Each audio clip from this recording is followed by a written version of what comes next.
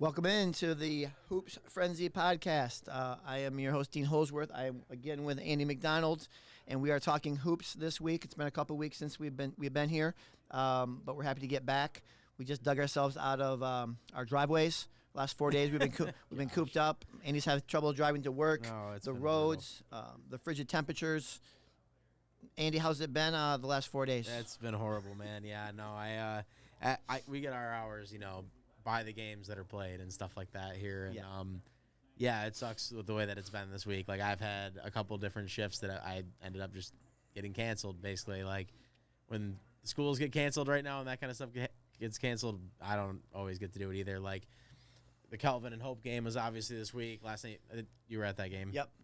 It's a big game, but it's like, with the way the roads were the first 2 days of the week and the temperatures, we ended up having to FaceTime to do interviews with them and stuff from out there at Hope. I did go to Kelvin, but it's just crazy how much it can change when the weather's like that. I feel like the last couple of years, it's been so mild.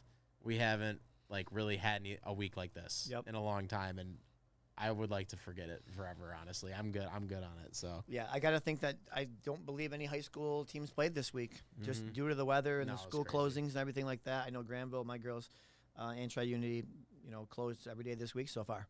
Yeah, early in the season, there was a couple times where they did have snow days and they still played games that night. So I was like, guess they don't do that hand in hand. So obviously they had to decide that it was bad enough to not play. I know they really, really don't like rescheduling these games, so it is tough to do.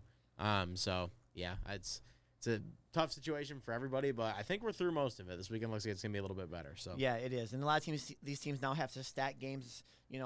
Playing 3 games in 4 or 5 days. Yeah, it's ridiculous. Now, we had to move our game to Saturday, and, obviously Northview and South Christian play tonight because their game got canceled last night, so it's just all over the place now as far as scheduling goes. Yeah, no, for sure. It's tough in the high school schedule, no doubt about it. Yep. Have to admit, still in a little bit of mourning from the Lions' loss. Yeah, for sure. It still hurts a little bit. Yeah, no, that was tough over the weekend for sure. I actually had a wedding this past weekend, and I got asked to go cover that game. And glad I didn't have to deal with that locker room, to be honest, after that, because that would have been really, really rough. I ended up going to the wedding because I was in it, so I wasn't going to say no to it. Oh, yeah, well, you kind of have to be at. It was a very, very tough no to say to Jack. He gave me some crap about it, but it's all right. So, I mean, I think it's one thing, Andy, if you're in the wedding, or if you're not in the wedding. Yeah. That's probably an easy choice for me. Yeah, for sure. But if you're in the wedding, it's kind of hard. All depends on the person, whatever. This was a great friend of mine, so wasn't going to miss it for anything. Yeah. But, yeah, in the end, I was happy. Like, in hindsight. The reception hall where we had it at didn't have any TVs either, so, people were watching on phones. And it was kind of, funny because it was you see people start going crazy and then, whatever. But when they got down, I was, glad I don't have to pay attention as much to this as possible. I finally got myself to watch the highlights the next week, and it's tough. I've tried to kind of avoid social media and talk shows this week because I really don't want to hear about that stuff. Yeah, it's tough. It's tough to deal with. But no, obviously a great season by the Lions, and unfortunately a disappointing loss. So to end it. Last year I think some people gave Dan Campbell a little bit of crap when he immediately went to his team after the 49ers game and said, it's going to be tough to get back here. There's no guarantee we get back here. It is. People gave him some crap about that. The next day, he was like, we're going to the Super Bowl, whatever, kind of cleaned it up. But he's right. I mean, that's how it is, and that's how it's going to be for this team. And I hate to be the bearer of bad news for people, but this was one of their best chances, and they still lost that game. How many teams in the NFL lose 2 or 3 games and still have this happen to them? Right. It happens all the time, and teams get upset when one team plays better. I don't even think that the Commanders play better. We don't need to get too deep into this, but it's just it seemed like the Lions made enough mistakes that they handed the game to them. They did. You can't commit 5 turnovers. Yeah. And not get stops on defense and expect to win in the game in any credit to the week. Commanders. I mean, they got the turnovers, but it just seemed like there were some errors that were very unforced there by Goff. Yes. I'll say it. You never want to blame something on one player. I don't think that he can't win a Super Bowl here. People that say that are ridiculous to me, but he lost him that game, if you ask me. I mean, I'm just going to say it. I think he would tell you the same thing. I don't think he wouldn't Like, he would put it all on himself. His teammates aren't going to do that. Right. But you I got know he would say to me, that. you have to put some on your defense. And I'm going to yeah. give the defense a little bit, like, to me, No doubt. a healthy defense. Yes, 100%. Okay. Injuries added And up. that's a different game. Yeah. And No injuries doubt are part about of the game, and Lions had a lot of key starters out and everything like that. But Robertson breaks his arm in the second play of the game, basically. Amik. So, like, I don't know. I got to credit the great Dan Patrick when I was listening this week. The first 13 weeks of the year, he brought this up. They did not give up 30 points one time. After that 13th week, when they lost Anzalone and Carlton Davis in the same weekend, they gave up 4 times. After that, they gave up over 30 points, and a lot of them were well over 30 points. Yep. So it made a huge difference when they lost those players. And if they were going to win the Super Bowl this year, it was going to be making no mistakes. Yeah. So that was, and they made too many of them. So. Yep. Well, we apologize. This turned into the Lions podcast. Yes, no, for sure. Everybody's venting about it. Got to at some point. But now we'll talk hoops. So let's talk boys first. Obviously, Rockford, I feel like, is at the top of a lot of people's rankings right now. 12-1. Great win last week against Hudsonville. Freshman Eli Wolf with a little baseline, little jumper there with about 2-3 seconds left in the game to pull that win out. Really, really good team. Really balanced. Yeah, everything I've seen from them so far seem to be having no problem with it. I mean, Rockford's just one of those programs that finds a way to be competitive every single season. And right now they look like they could be above that. So they've had a girls team for years now that has been finding their way to the state finals every season. So maybe it's the boys' turn to try to make their run. It's obviously a tough division to do it in. Yeah. But yeah, I like what I've seen from them so far. That program continues to stay up. That's for sure. Yeah. Last year, I feel like they lost in district, so I feel like, they've had really good regular seasons but struggled in the postseason, and we'll see what happens come, next month. Yeah, those matchups. Next month. Those matchups you never know. That's why there's a couple weekends ago there was a tournament at East Kentwood where they had a lot of teams from the east side of the state play against our teams here from the west side. Yep. I really, really like those kind of tournaments because I think it is a good measuring stick for early in the season to know what you need to do different when it goes into the postseason. So, yeah, it's like for Rockford, I'm not sure how many teams they schedule like that on their schedule, but it definitely helps when you go into it because if you have trouble in the postseason, you probably need to try playing those teams early on. Haven't you seen this year? I know you're going to bring up the one Saturday. Like, there's been almost every Saturday. Every weekend. You're seeing at Aquinas. Cornerstone had a Cornerstone was more local. Was more local, but you've had a lot of different showcases where teams from the east side have come over here, or teams from over here have gone over there and played as well. Yep, for sure. And it's awesome to do that. If you ask me, like that's the best matchups. Like I don't want to just see it one time, in the playoffs. Right. Like it's way better to see that. Like, there's some great teams from around here. There's obviously a lot of good teams on there. Everybody knows that. So it's good to see like the measuring stick because you can only I'm sure even as fans, like as parents, like a lot of those teams that are really competitive in our area against each other and like some that are dominant and have been for a few years now. It's like you probably want to see your kids play against the best of the best. Like that's the whole point of it, right? So I'm sure that they love these tournaments too. I'm sure they love like having these teams come and play against them.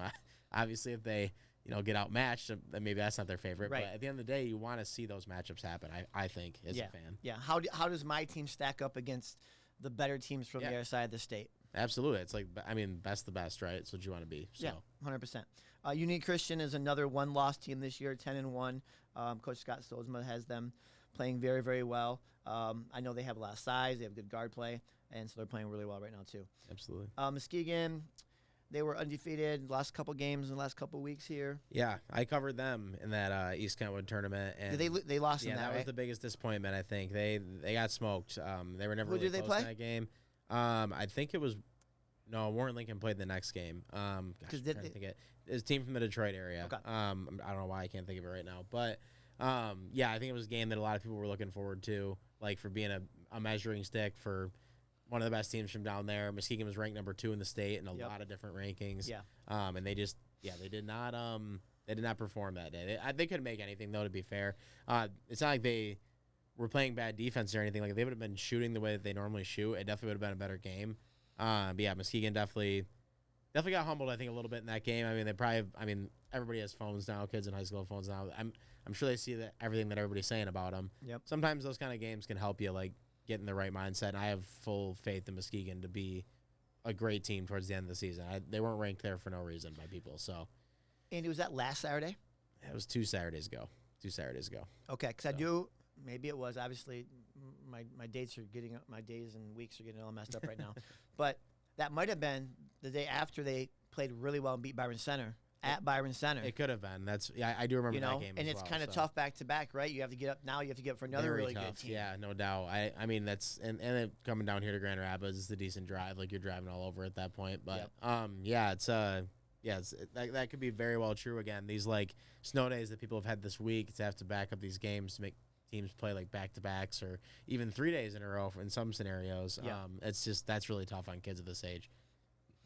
So Catholic Central 8-3. They had a rough start to the season. I think they lost 2 of their first 3, but they've kind of really righted the ship a little bit and are playing well under first-year coach Chris Pearl. Yeah, no, Chris Pearl's done a great job. I mean, I got the chance to talk to TJ Meerman, who coached them for a long time. I kind of asked him about him.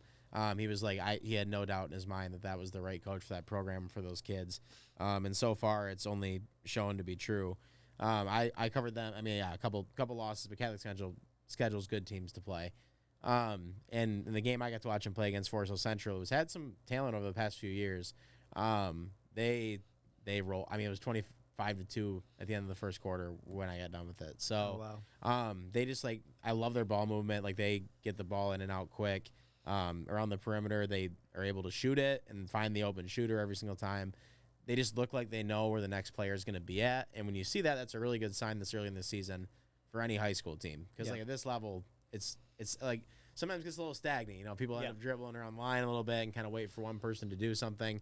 Wasn't like that at all. They were like trying all the tough passes and making all the tough passes in that game. So they really impressed me, and I only expect them to keep doing that. So anybody that TJ tells me is going to be a good coach, I believe him. Yeah. And I think Chris is doing a great job there so far. Yeah. We talked about Northview in football being one of the surprise teams in the fall. I think the biggest surprise team for boys this year is Greenville. Yeah, 13-0. They play a really up-tempo style, shoot a lot of threes. They have really, really good guard play. And, so far perfect on the season. No, it's been awesome, too. I think a couple games I've covered for them, their fans have just been great. Like, I mean, they're filling that place up. People care about sports a lot in that area. Yeah. So to see their program and the girls team as well is doing pretty good. Girls 10-2 right now. They did take a tough loss to Lowell a couple weeks ago at home, and that was a big game, premier game that a lot of people were looking forward to. That place was pretty full that night. But overall, having both basketball programs be that good right now is really, really cool to see for Greenville. It's something we haven't seen as much. Like you said, kind of like a Northview in football. It's a surprise. So whenever those things happen, I mean, nobody's surprised about Northview in basketball. That's for sure. Right. They're always good. But they have been of recent years. So, but yeah, Greenville, awesome start to the season. I mean, I don't think anybody penciled in 13 now. That's for sure. No, maybe they did. Yeah, right. Maybe that locker room did. But, Yellow Jackets playing well. Yeah, for sure. That's the way to do it. Believe in yourself. You never know what's going to happen. Yep. Division 4, Tri-Uni had a good win against Covenant last week. I think it was our second or third win in the last 15 years against Covenant. Really good defensive effort. And I know you were at that game. That was a good win for us. It was great. It was great to watch. Honestly, it just seemed it was so back and forth for so long. The intensity in that game was like great. Fan bases are awesome. Yeah. Like place was full, rocking. Like you guys coming off the bench like for timeouts and stuff was awesome to watch. That's like what you want for a high school basketball game was that scene. And I just loved the defensive intensity in that game. Like people will look at the score and say, "Oh, they couldn't score," or whatever. But for me, it was just the defenses were so good. I mean, like everybody was in everybody's face. Nobody got diving on the floor for loose balls. Dude, nobody got. I love that. It was just like free. Nobody was just like wide open. I love that the whole game. Every basket was earned, and I mean, great job by Tri-Uni to come out with the win there. Again, nothing surprises me with Mark. He's a great coach. Yep. Finds a way to get his players to play in the tough moments like that. So I'm sure you guys will be on a good route when the playoffs come around. That's for sure. Yeah, we're definitely looking forward to the state tournament and seeing what we can do. Mm-hmm. Let's finish with the girls' side, Andy. Rockford and West Catholic are the top 2 teams right now in the area. Both teams have 1 loss. Obviously, Rockford girls, they beat Granville pretty handily last week, I think it was. Yeah. And West Catholic with a new coach, they're kind of picking up where they left off last year. Yeah, for sure. I mean, that's usually how it goes. These programs in the girls' side, whenever they are good, they seem to stay that way. They find a way to stay that way. It's been that way at least of recent years. I mean, nobody heard of West Catholic girls basketball like statewide. Yeah. Like 5 years ago, and they completely changed that. I mean, Abby Kimball was the biggest part of changing that. Yep, and the Dykstra program. sisters. Yes, for sure. Cadence, she was great for them for the last few years too. Obviously they had a heartbreaker last year in the Alicia Dykstra too. Alicia Dykstra is the senior great. now. So they've had some players there that were really, really good and fun to watch. And I really like those teams. But yeah, no surprise to me that they're keeping it going in the right direction. When obviously it's not the transfer portal or anything like that when it comes to college sports, but it seems like, the girls that are in the Catholic school system that want to go to West or Catholic Central, if those teams are competitive and they see that, they're like, man, I want to go there and play and I want to be that good, So it's awesome to see them be that way, and it's really cool to see them be competitive on the West side. So. Yep.